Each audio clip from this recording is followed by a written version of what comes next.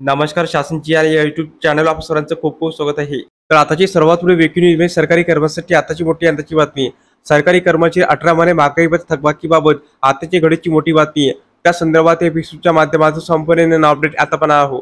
तर तुम्ही मी आपण सांगू इच्छिता आपण चॅनलला सबस्क्राइब करायला चला आजचे नवीन अपडेट सविस्तर समजून चला सुरू करूया। देशातील लाखो केंद्रीय सरकारी कर्मचारी महागाई भत्ता गेल्या 18 महिन्यापासून प्रलंबित आहे। मात्र थकीत महागाई भत्त्याबाबत नुकतीच एक नवीन अपडेट समोर आली आहे। कर्मचारी दीर्घकाळापासून त्यांच्या थकबाकीच्या भत्त्याच्या प्रतीक्षेत आहे। केंद्र सरकार लवकरच कर्मचारी आणि पेन्शनधारकांना हा भत्ता देणार आहे।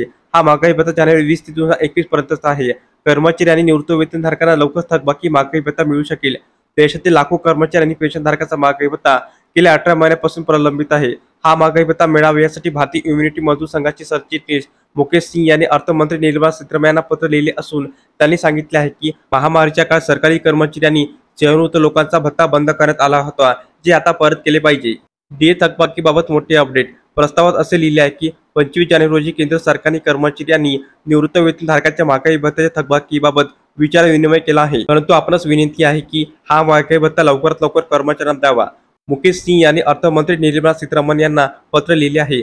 मुकेश सिंग यांनी अर्थमंत्री निर्मला सीतारामन यांना पाठवलेल्या प्रस्तावात असे लिहिले आहे की मला आव्हानात्मक काळात सर्व सरकारी कर्मचारी आणि पेन्शनधारकांचे महत्त्वपूर्ण योगदान अधोरेखित करायचे आहे। सर्वांचे अतुल समर्पण आणि कठोर परिश्रम अत्यावश्यक सेवांचे सुरळीत कामकाज सुनिश्चित करण्यात आणि देशाच्या लढ्यात पाठिंबा देण्यासाठी महत्त्वपूर्ण ठरले।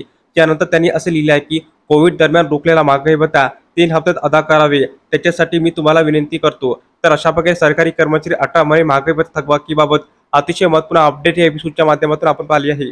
तर हा व्हिडिओ आपल्याला आवडला असेल तर चॅनलला नक्की सबस्क्राइब करा, लाईक करा, कमेंट करा आणि असेच नवनवीन अपडेट मिळण्यासाठी शासनच्या यूट्यूब चॅनलला सबस्क्राइब करायला अजिबात विसरू नका। धन्यवाद।